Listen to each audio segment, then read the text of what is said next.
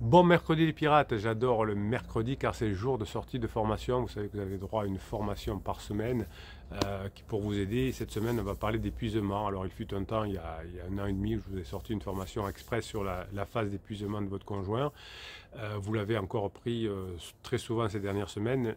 Vous me dites chaque fois, est-ce que vous ne pourriez pas en faire une version longue? Oui, donc je vous ai fait une version longue entièrement inédite. N'a rien à voir la formation express, c'est deux formations totalement différentes. Et celle-ci vous permet complètement de comprendre, elle est très complémentaire à la formation express, de comprendre comment votre conjoint en est arrivé dans cette phase d'épuisement et évidemment vous allez savoir comment la gérer. Alors évidemment quand votre conjoint sera en phase d'épuisement, c'est bien si vous avez déjà préparé la formation avant. C'est comme quand on fait des Jeux Olympiques, hein, c'est bien de se préparer avant les JO. Si on se prépare le jour des JO ou la semaine des JO, c'est un peu dommage, hein. Il vaut mieux être prêt, hein, pour les JO.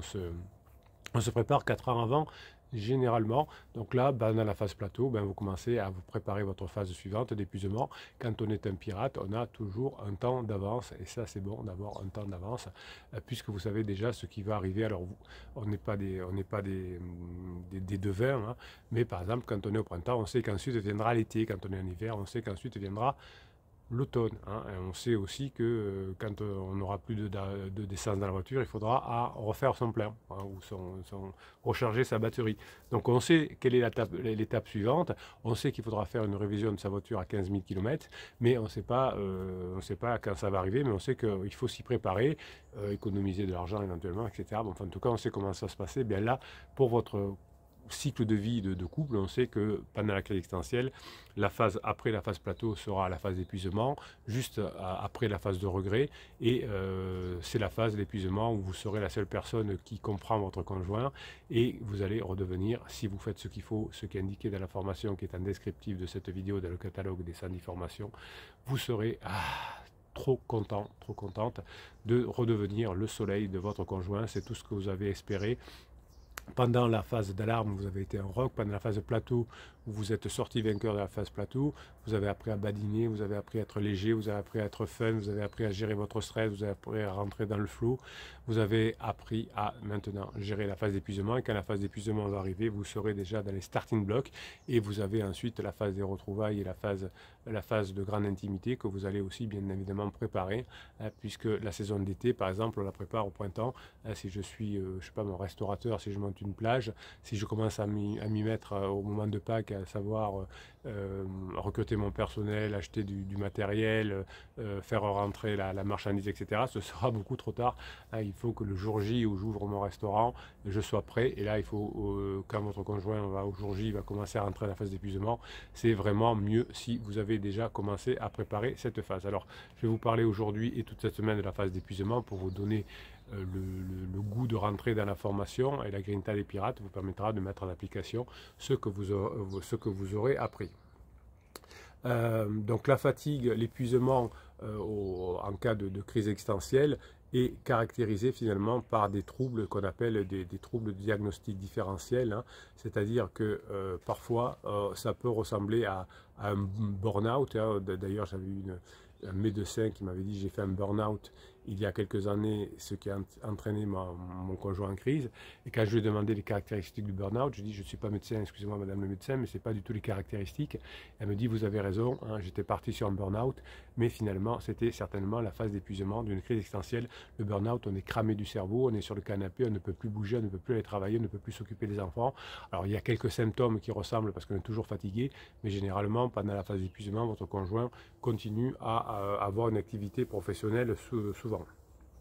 Donc finalement, cet épuisement ne sont pas uniquement que des symptômes obligatoires de la phase de la crise existentielle, hein, mais il participe le plus souvent à l'évolution favorable pour votre couple.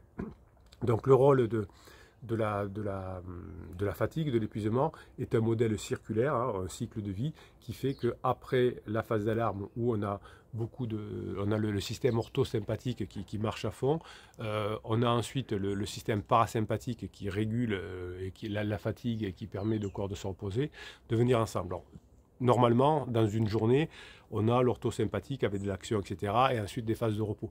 Dans un cycle de crise existentielle, on a un cycle long et donc on a d'abord tout l'orthosympathique et ensuite tout le parasympathique. C'est pour ça qu'au début, votre conjoint a pleine énergie, il a un pansement, il veut divorcer, il vous engueule, il est il est sûr de lui, et puis ça c'est le moment d'orthosympathie, et puis il finit épuisé. Et si vous savez gérer à la fois la phase 1, la phase d'orthosympathique par la formation Comment être un rock, et ensuite la formation épuisement pour la phase parasympathique, vous avez des chances de vous en sortir. Donc la crise existentielle est un modèle circulaire. Le rôle de la fatigue, de l'épuisement à la fin est lié à beaucoup d'erreurs qu'on a fait, à beaucoup de cortisol qui a été créé et qui a cramé certains organes. Il faut le temps de les reconstituer et c'est pas facile. Donc l'épuisement persistant est un symptôme évident de la fin de la crise existentielle, du début de la fin de la crise existentielle, puisqu'il y aura notamment avec des moments où votre conjoint va encore vous énerver, il s'était séparé de pansement et il y a des rebonds, donc c'est pénible. Donc pendant la crise existentielle, vous avez des moments d'épuisement, hein, qui est un moment très parasympathique, et puis vous avez des moments orthosympathiques qui pourraient ressembler d'ailleurs à des phases de manie, hein, dans des phases de dépression, mais l'épuisement va revertir les deux aspects finalement, hein, qui sont à la fois dans un premier temps la manie et ensuite l'épuisement, hein, donc la grosse énergie du début et l'épuisement ensuite. Ce que les personnes d'ailleurs, c'est pour ça que parfois certains thérapeutes se trompent, confondent la dépression et la crise existentielle. Dans la dépression, hein, ce sont des phases manie et dépression qui sont successives. On vient dans un sens, on vient dans l'autre, on vient dans un sens, on vient dans l'autre. On est surexcité, on est crevé. Dans la crise existentielle, c'est plutôt sur une longue période. Alors évidemment, sur la phase plateau, vous avez des ups et vous avez des downs qui ressemblent à ça, mais c'est sur la longue période, on part de quelque chose où on veut tout casser. Ensuite, on a une phase plateau et ensuite, on a la phase d'épuisement. Donc c'est ce finalement contexte de crise existentielle qui fait que votre couple est tombé en crise et que vous n'avez pas su gérer au début pendant la phase orthosympathique.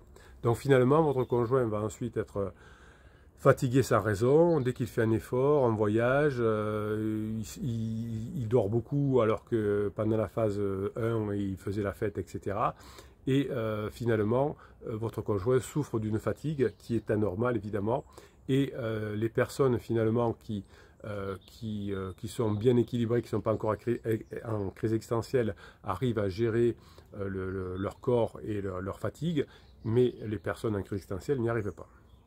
Donc sur cette fatigue pathologique, c'est pas qu'on fait des choses excessives, mais c'est qu'on a fait des choses excessives dans le passé et on doit récupérer. Par exemple, sur un petit temps, quand on fait une vraie nuit blanche, hein, on a 8 jours pour récupérer la fatigue, on va dire. Donc là, vous voyez que sur plusieurs semaines, voire plusieurs mois de phase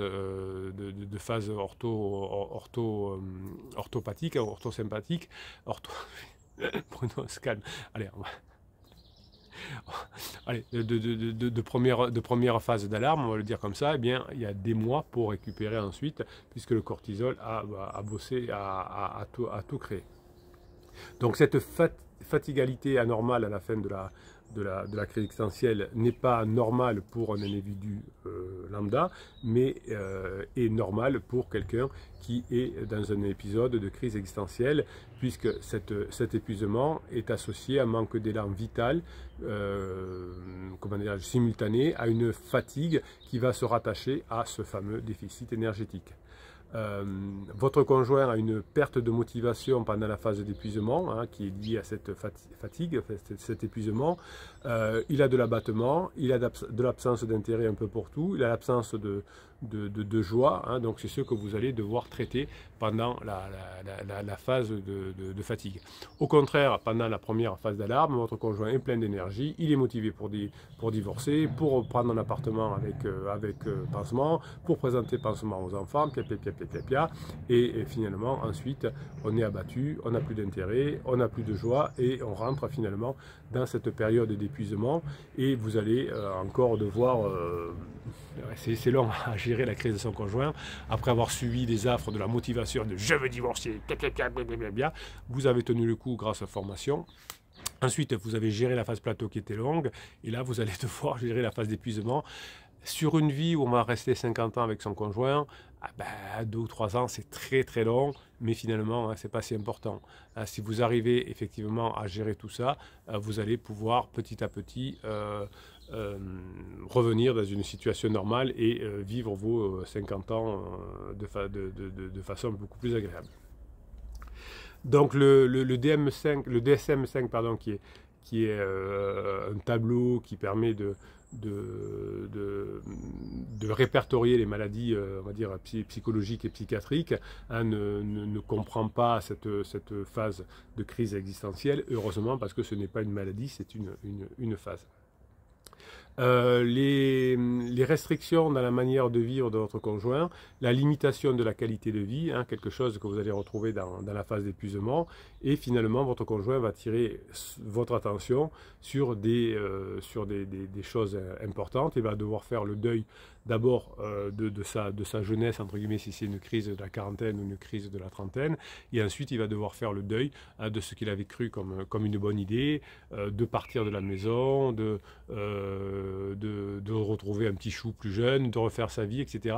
Tout ça n'a pas marché, tout ça l'a fait souffrir, il s'est fait prendre pour un jambon par pansement, et évidemment c'est un deuxième deuil qu'on doit faire, à la fois on doit mûrir et on doit accepter d'avoir vieilli, et puis maintenant on doit aussi se rendre compte que les solutions de survie n'étaient pas les bonnes. Donc c'est un double deuil que va devoir faire votre conjoint. Déjà un deuil ça épuise, donc un double deuil c'est compliqué. Donc votre conjoint a d'ailleurs une capacité à surestimer sa fatigue qui est liée au fait que finalement j'ai plus envie de rien parce que tout ce que je fais ne marche pas, et donc j'ai perdu cet élan vital puisque tout ce que j'ai fait pendant un moment était à côté de la plaque. Mais ça, on pouvait s'en douter, que fuir une situation, vouloir retourner en arrière pour avancer ne pouvait pas marcher. Avoir un petit chou au travail ou dans son groupe d'amis, ou essayer de renouer avec une relation qui vient du passé, a très peu de chances d'arriver, effectivement. Donc la personne se sent abattue. Alors elle ne se sent pas forcément somnolente. On peut somnoler de temps en temps dans le canapé, mais la somnolence, c'est plutôt lié à un vrai burn-out, où on dort tout le temps. Là, c'est finalement quelque chose qui est plus une réduction de l'état vital. J'ai pas le moral, je sais plus, je suis fatigué, comment dirais-je, je me plains beaucoup, et finalement il n'y a que mon conjoint qui peut me comprendre. Pendant cette période, évidemment, votre conjoint a des troubles du sommeil, a des maladies somatiques, le fameux mal au dos, la fameuse peau, l'eczéma, les maladies, enfin les pathologies d'estomac, tout ça fait que comme on a beaucoup utilisé le cortisol, on a cramé nos résistances. Donc ces maladies somatiques finalement vont aussi introduire la baisse d'élan de vie, parce que dès que j'ai mal au dos, j'ai pas envie de faire des choses, dès que je me gratte parce que j'ai des maladies de peau, j'ai pas envie d'avoir cet élan vital.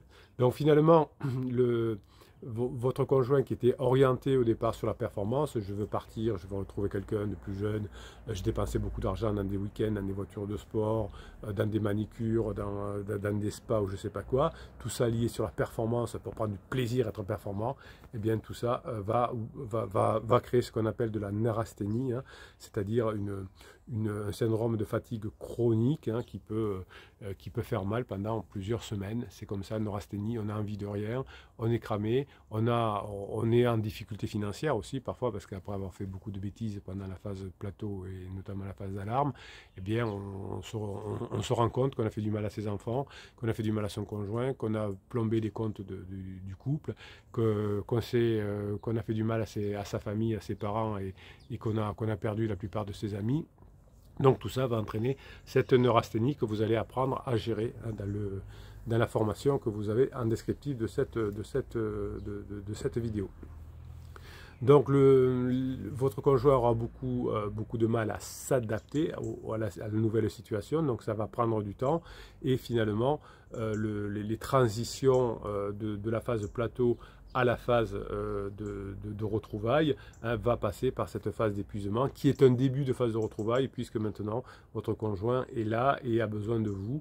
Et si vous avez planté les bonnes petites graines pendant toute la phase de plateau, votre conjoint a vu que vous avez changé, a vu que il était capable de passer des bons moments avec vous finalement, et finalement on va avoir beaucoup plus de facilité face à cet épuisement, à cette fatigue, de se rendre compte que votre conjoint est là, sera là, tient à vous, et c'est la seule personne, ce n'est pas du tout comme a fait Pansement qui voulait récupérer votre conjoint, soit pour des raisons financières, soit pour des raisons de blessures de l'enfance non maîtrisées de la part de Pansement. Tout ça fait que finalement, le rapport entre la fatigue et l'épuisement, la fatigue et le retour avec vous sera fait parce que vous avez, pendant la phase plateau, vous avez appliqué la formation de la phase plateau pour planter ces petites graines et finalement, vous allez avoir cette fatigue qui a brisé l'élan vital de votre conjoint, qui va finalement vous permettre de vous reconstruire, de repasser des bons moments ensemble, et à la fin de la phase de fatigue, quand votre conjoint se sera requinqué, comme on dit, vous allez pouvoir commencer à vivre la lune de miel de la phase 4 et rentrer dans cette phase 4. On va parler dans cette formation également de comment agir et réagir, quelles sont les bonnes méthodes, quels sont les mots à dire, etc. dans ces cas-là, pour faire en sorte que la fatigue ne dure pas quand même beaucoup trop longtemps. Je vous souhaite la journée que vous méritez les pirates. On se retrouve tous les matins sur Telegram, je vous rappelle, où je vous mets un audio de motivation, je vous lis, je vous fais des réponses à des commentaires qui sont sous les vidéos ou dans le groupe Facebook. Si vous ne savez pas comment aller sur Telegram, c'est là où beaucoup de choses se passent, où je vous donne beaucoup d'informations. Vous l'avez en descriptif de cette vidéo, le canal Telegram, juste en dessous du catalogue de formation, où vous allez retrouver cette formation sur l'épuisement. Vous allez vous régaler. Je vous souhaite la journée que vous méritez.